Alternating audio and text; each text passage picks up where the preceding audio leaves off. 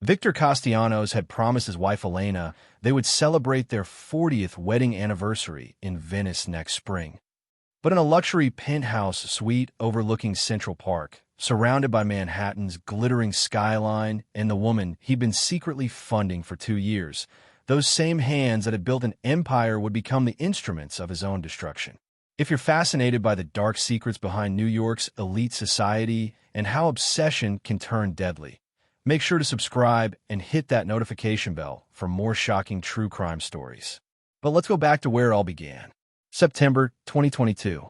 The Renewable Energy Summit at the Plaza Hotel was where Manhattan's power players gathered to discuss the future of sustainable development.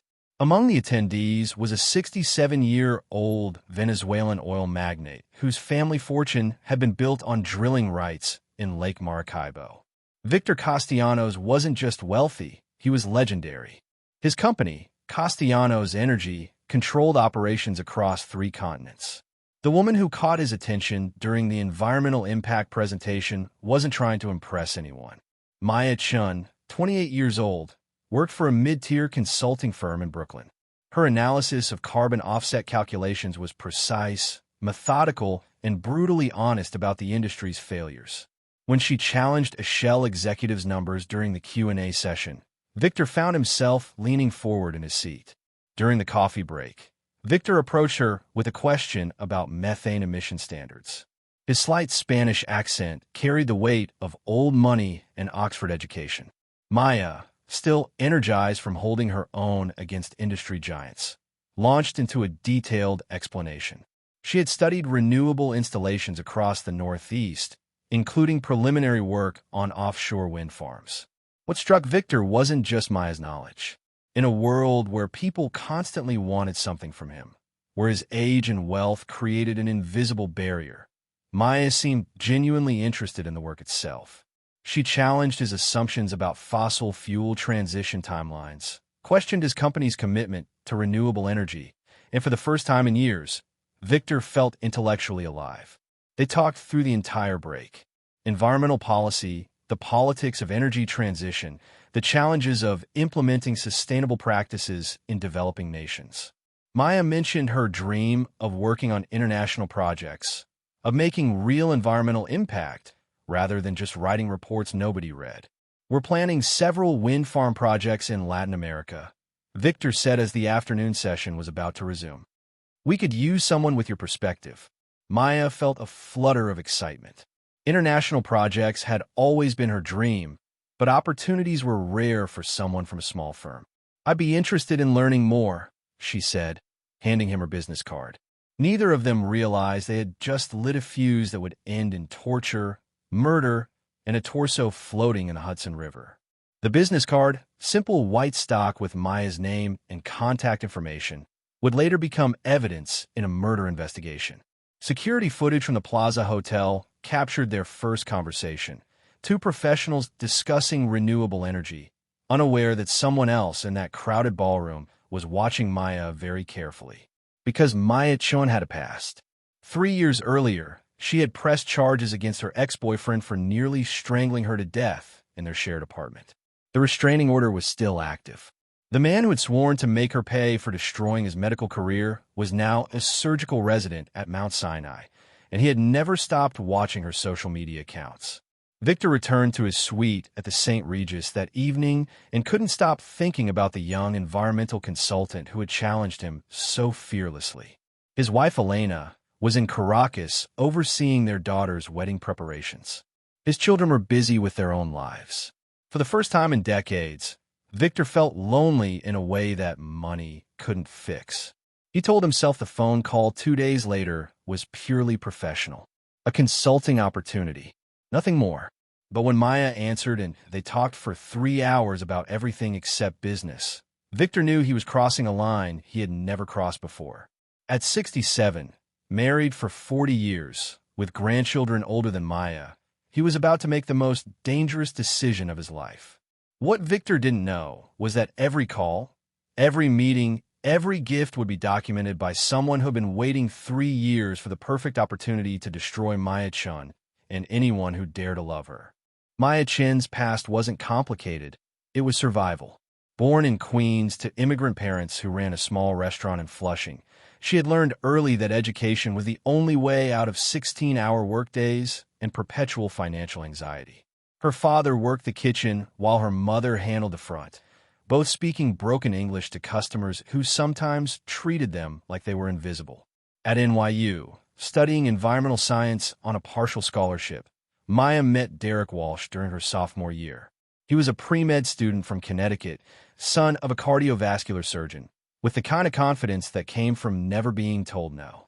Their relationship started with late-night study sessions at Bob's library and evolved into something Maya thought was love. The first time Derek grabbed her arm too tightly, leaving bruises she covered with long sleeves, Maya told herself it was an accident.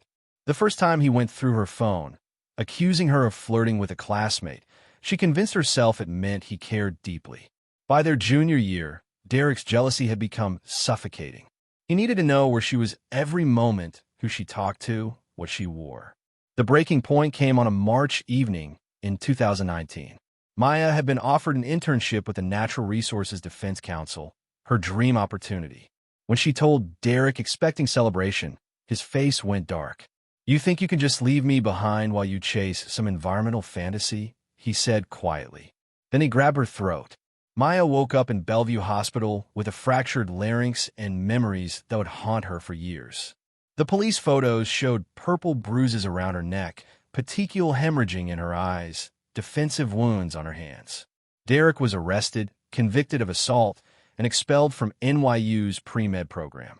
The restraining order prohibited Derek from coming within 500 feet of Maya, but it couldn't stop him from creating fake social media accounts to monitor her life. For 3 years, he watched from the shadows as Maya rebuilt herself, graduated, started her consulting career, moved to a small apartment in Brooklyn. Then came September 2022, and Victor Castellanos entered her life like a force of nature wrapped in Brioni suits and old-world charm. The phone calls started innocently. Victor would call at 11 p.m. New York time, 8 a.m. Caracas time, claiming jet lag kept him awake. They would talk for hours about renewable energy policy, but gradually the conversation shifted. Victor spoke about the loneliness of success, the pressure of living up to his father's legacy, the distance that had grown between him and Elena over 40 years of marriage. Maya found herself looking forward to these calls. Victor was different from any man she had known. Worldly, sophisticated, but surprisingly vulnerable. He listened when she talked about her immigrant parents' sacrifices, her dreams of making environmental impact, her fears about never being enough. The first gift arrived in October. A Tiffany necklace, platinum with a single diamond, delivered to her Brooklyn apartment with a note, "For someone who shines brighter than any jewel. Thank you for reminding an old man how to see beauty again." Maya knew she should return it. This crossed every professional boundary. But as she fastened the clasp, feeling its weight against her collarbone, she couldn't deny the thrill. When Maya mentioned struggling with student loans during a November call, Victor's response was immediate. "Consider an advance on consulting fees," he said. Before she could protest, $15,000 appeared in her Chase account. Then another $25,000 the following month. Then enough for a luxury apartment in the financial district, $40,000 transferred with a memo relocation expenses. The two-bedroom apartment on the 38th floor overlooking the East River cost $5,800 monthly, more than Maya's parents earned together. But Victor insisted she deserved to live somewhere that reflected her worth. Maya tried to rationalize the money. She was providing valuable consulting services, she told herself. Market research, regulatory analysis, environmental impact assessments. But deep down, she knew this was about more than business. January 2023, Victor told Elena he needed 2 weeks in New York finalizing renewable energy contracts. It wasn't entirely a lie. He did have meetings scheduled with state officials and environmental agencies. But the real reason for his extended stay was waiting in a financial district apartment. Their first dinner together was at Per Se, where Victor had reserved the private chef's table. Maya wore the Tiffany necklace and a dress Victor had sent from Bergdorf Goodman. Over a $2,000 tasting menu, They talked about everything except the obvious, that a 67-year-old married billionaire and a 28-year-old consultant were crossing lines that couldn't be uncrossed. What Maya didn't know was that every restaurant check-in, every Instagram story showing designer shopping bags, every photo of her new luxury apartment was being cataloged by someone who had never forgotten what she had done to his life. Derek Walsh, now a surgical resident at Mount Sinai, spent his rare free moments scrolling through Maya's social media. The woman who had destroyed his medical career at NYU was now living like Manhattan royalty. Someone was funding this lifestyle, and Derek was determined to find out who. The Instagram post that would seal Victor's fate was uploaded on February 14th, Valentine's Day. Maya, wearing a Cartier bracelet that cost more than most people's cars, posted a photo from her apartment terrace with the caption, "Sometimes life surprises you in the most beautiful ways. Grateful for new adventures and unexpected blessings." If you looked carefully at the reflection in the glass behind her, you could see a man. Tall, gray-haired, expensive suit. Derek enhanced the image, ran it through facial recognition software, and within 48 hours had a name: Victor Castellanos. The research that followed was meticulous. Forbes articles about Victor's wealth. Society pages showing him with his wife Elena at charity galas. Business records revealing his frequent New York visits. Derek compiled everything into a detailed file, waiting for the perfect moment. That moment came on March 3rd, when Victor posted on LinkedIn about attending an energy conference at the Javits Center. Derek called in sick to his residency, rented a car, and drove to Manhattan with a plan that would end in murder. March 2023. Victor Castellanos stepped out of his black Mercedes S-Class outside Maya's Financial District apartment building at 9:47 p.m. The doorman, accustomed to seeing the distinguished older gentleman visit Miss Chen, nodded politely and buzzed him up. Security cameras captured Victor entering the elevator, carrying a bottle of Chateau Margaux and a small Cartier box. What the cameras didn't capture was the rented Honda Accord parked across the street, where Derek Walsh had been waiting for 3 hours. His medical residency badge still hung around his neck from his shift that morning. His hands trembled slightly as he watched Victor disappear into the building. Inside apartment 3802, Maya had prepared dinner herself, something she rarely did. Pasta carbonara, Victor's favorite, learned from his stories about studying in Rome. The apartment was warm, intimate, with candles flickering and Sinatra playing softly. For a moment, they could pretend this was normal, that a 67-year-old married billionaire and a 28-year-old consultant having an affair was just two people in love. "Elena is planning our anniversary trip to Venice," Victor said over wine, his voice heavy with guilt. 40 years of marriage. My children, my grandchildren, everything I've built. He paused, looking at Maya with an expression that broke her heart. "But when I'm with you, I feel alive again." "Is that selfish?" Maya reached across the table, touching his weathered hand. "I don't know what this is, Victor, but I know it's real." They didn't notice Derek Walsh entering the building at 11:23 p.m., using the service entrance where a prop door provided access for late-night deliveries. They didn't see him take the stairs to the 38th floor, medical gloves already on his hands. They didn't hear him pause outside apartment 3802, listening to the laughter and music inside. At 11:47 p.m., Victor's phone rang. Elena, calling from Caracas. The guilt on his face was immediate and crushing. He stepped onto the terrace to take the call, closing the glass door behind him for privacy. Maya remained inside, clearing dinner plates, unaware that everything was about to change. Derek used the electronic lockpick he'd ordered online, a tool surprisingly easy to acquire. The apartment door opened silently. Maya, in the kitchen with water running, didn't hear him enter. She didn't see him cross the living room. She only sensed movement behind her a second before his arm wrapped around her throat. "Did you think I forgot?" Derek whispered in her ear, his voice eerily calm. "Did you think you could destroy my life and just walk away?" Maya couldn't scream. Derek's forearm crushed her larynx with practiced precision, surgical knowledge applied to murder. She clawed at his arm, gasping, her vision tunneling. Through the terrace glass, she could see Victor's back as he talked on the phone, completely unaware. On the terrace, Victor was trying to end the call. "Elena, I need to go. The time difference, you know how it is." "Yes, I love you too. Venice will be beautiful." He turned back toward the apartment and froze. Through the glass, he saw Maya struggling in Derek's grip, her face turning purple, her body going limp. Victor dropped his phone and yanked the terrace door open, rushing inside with a strength he didn't know a 67-year-old body still possessed. "Let her go," Victor shouted, grabbing Derek's shoulder. Derek released Maya, who collapsed gasping to the floor. He turned to face Victor with a smile that contained nothing human. "You must be the sugar daddy," Derek said conversationally. "The rich old man funding her new life while I lost everything." Victor positioned himself between Derek and Maya. "Leave now, before I call the police." "The police?" Derek laughed. "You mean the police who will find out a married billionaire has been keeping a mistress in a luxury apartment? I don't think you want that publicity, Victor Castellanos."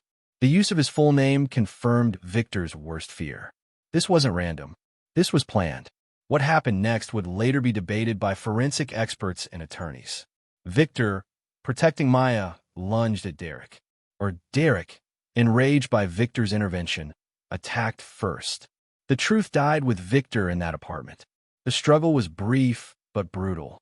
Derek, 30 years younger and trained in anatomy, knew exactly where to strike. Victor's head hit the granite kitchen counter with a sickening crack.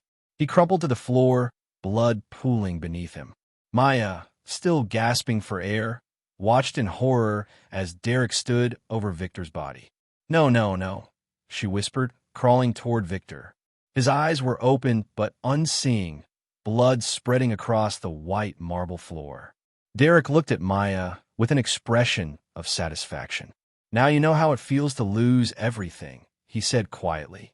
Then he pulled a syringe from his pocket, something he'd taken from the hospital, and injected Victor's body with potassium chloride.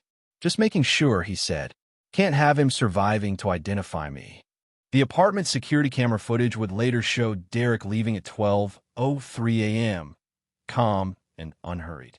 He used the service elevator, exited through the basement garage, and drove away in his rented Honda. The entire murder had taken 16 minutes. Maya sat on the floor next to Victor's body, covered in his blood, unable to process what had just happened. The man who had made her feel safe, who had given her everything, was dead because of her past. Because Derek Walsh had never forgiven her for surviving his violence.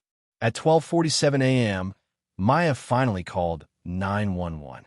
But by then, Derek was already executing the next phase of his plan, something so disturbing that investigators would later struggle to explain how a medical resident became capable of such calculated evil. NYPD Detective Sarah Chen arrived at the Financial District Department at 1:23 a.m. 20-year veteran of the Homicide Division, she had seen countless domestic violence cases, but something about this scene felt different. The 911 call had come from a young woman, hysterical, claiming an intruder had killed her boyfriend. But the victim was a 67-year-old married billionaire, and the apartment was registered under the caller's name. Maya sat on the couch, wrapped in a blanket, her throat bruised, her hands still trembling. Blood covered her clothing. Victor's body remained on the kitchen floor, surrounded by forensic technicians taking measurements and photographs. "Miss Chen," Detective Sarah began, notebook open. "I need you to tell me exactly what happened tonight." Maya's story came out in broken fragments. The dinner. Victor's phone call on the terrace.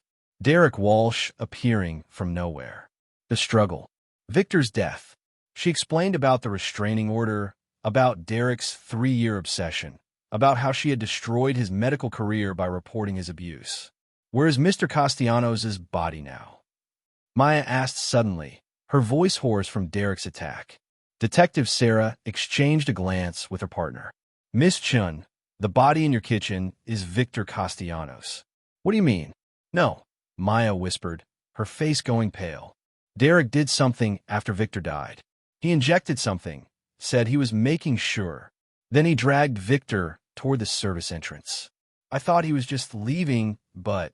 The realization hit Detective Sarah like ice water. He took the body. Security footage review confirmed Maya's worst fear. At 12:08 a.m., Derek Walsh was captured in the service elevator, pushing a large maintenance cart covered with a tarp. The same cart he had been captured entering the building with at 11:23 p.m., hidden among legitimate late-night deliveries. Building maintenance confirmed the cart was not theirs. By 2 a.m., an APB was issued for Derek Walsh and the rented Honda Accord. His apartment near Mount Sinai was empty, his phone turned off, his credit cards unused. He had vanished into the New York night with Victor Castellanos' body. March 10, 2023. 7 days after Victor's murder, fishermen near the George Washington Bridge spotted something floating in the Hudson River. At first, they thought it was a mannequin, the waterlogged torso wrapped in what appeared to be medical sheeting. The NYPD Harbor Unit retrieved what remained of Victor Castellanos at 6:47 a.m. The body had been professionally dismembered, with surgical precision that suggested medical training. The torso showed evidence of torture, burns from what appeared to be surgical instruments, cuts made with scalpels. Victor had been dead before the mutilation. The potassium chloride injection Derek administered had ensured that, but the desecration of his body revealed Derek's true psychopathy. The medical examiner's report was chilling. Victor's head, arms, and legs had been removed using surgical saws. The precision of the cuts indicated someone with anatomical knowledge.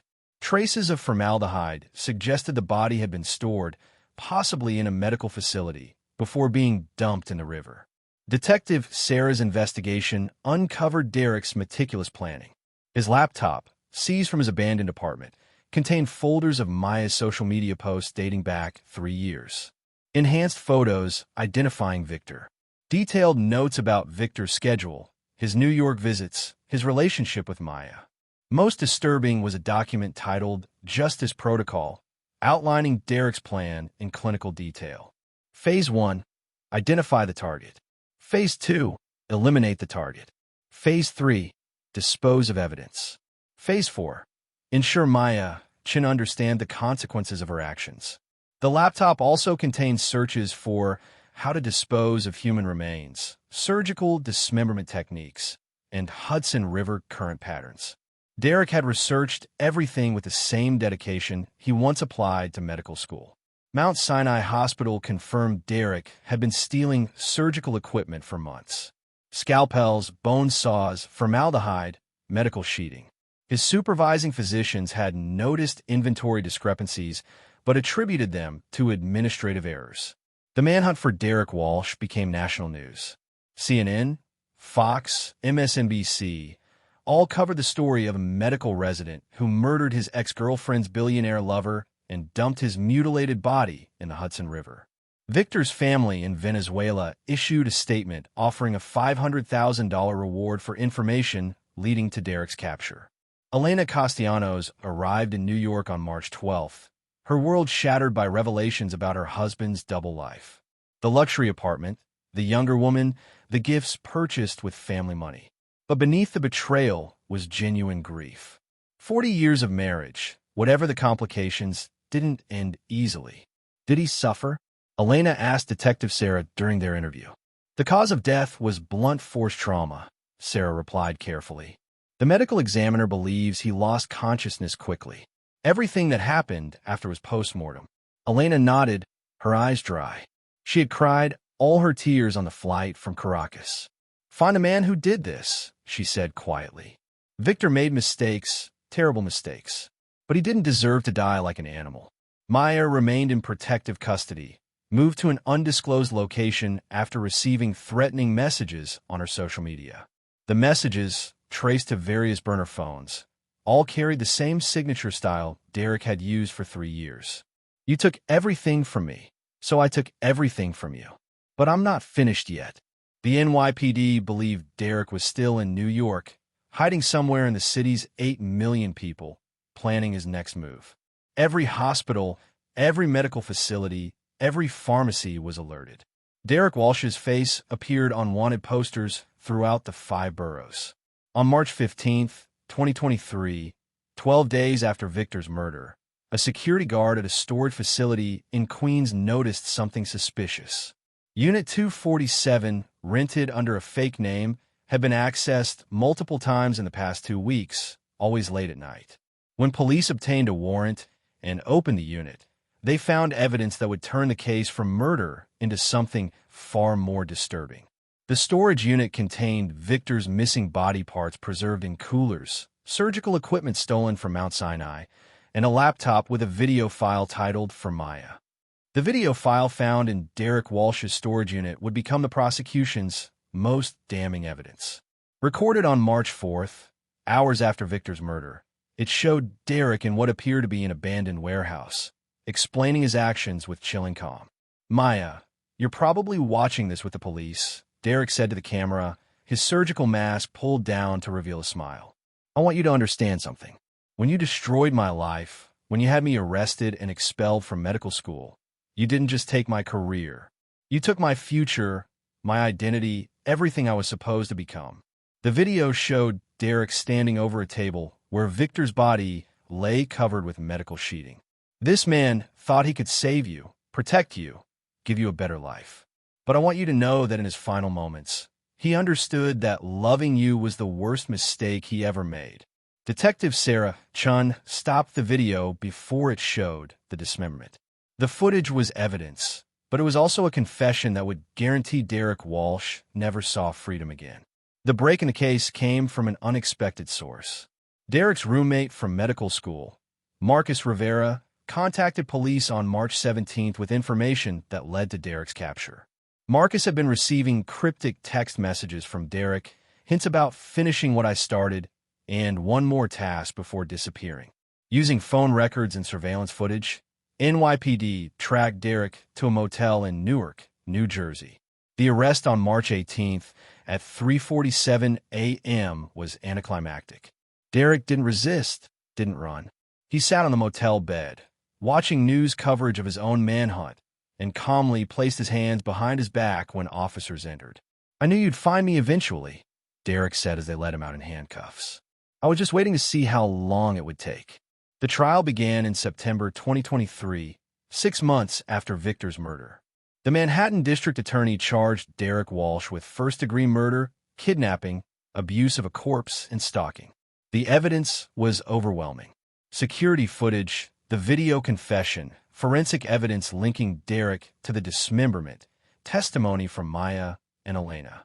Derek's defense attorney argued diminished capacity, claiming his client suffered from obsessive-compulsive disorder and had experienced a psychotic break after years of perceived injustice. The jury deliberated for 3 hours before rejecting that defense. Maya's testimony was the emotional center of the trial. Wearing a high-neck blouse that couldn't completely hide the scars on her throat from Derek's attack years earlier, she described the night Victor died. "He was trying to protect me," Maya said, her voice breaking. "Victor saw Derek attacking me, and he didn't hesitate. He put himself between us, and it cost him his life. He died because I wasn't strong enough to completely escape my past." The prosecution's closing argument focused on premeditation. This wasn't a crime of passion, Assistant District Attorney James Morrison told the jury. Derek Walsh spent 3 years planning this murder. He researched his victim, studied his movements, acquired the tools he would need. He didn't just kill Victor Castellanos. He tortured a dead body to send a message of pure evil. On October 12, 2023, the jury returned guilty verdicts on all counts.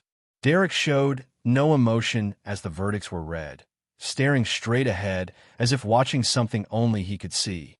During the sentencing hearing, Elena Castellanos addressed Derek directly. "You took my husband from me," she said, her voice steady despite tears streaming down her face. "You took my children's father, my grandchildren's grandfather. Victor made mistakes, terrible mistakes that broke my heart. But he was a good man who didn't deserve what you did to him." The judge sentenced Derek Walsh to life in prison without possibility of parole, plus 50 years for the additional charges. "Your actions were not those of someone seeking justice," the judge said. "They were the actions of a predator who used a young woman's past trauma as an excuse for unspeakable violence." Derek's only statement before being led away was directed at Maya, who sat in the gallery, surrounded by victim advocates. "I want you to live a long life, Maya," he said quietly. "I want you to wake up every day knowing that Victor Castellanos died because of you. That's a sentence worse than any prison." The case sparked national conversations about domestic violence, stalking laws, and a failure of restraining orders to protect victims.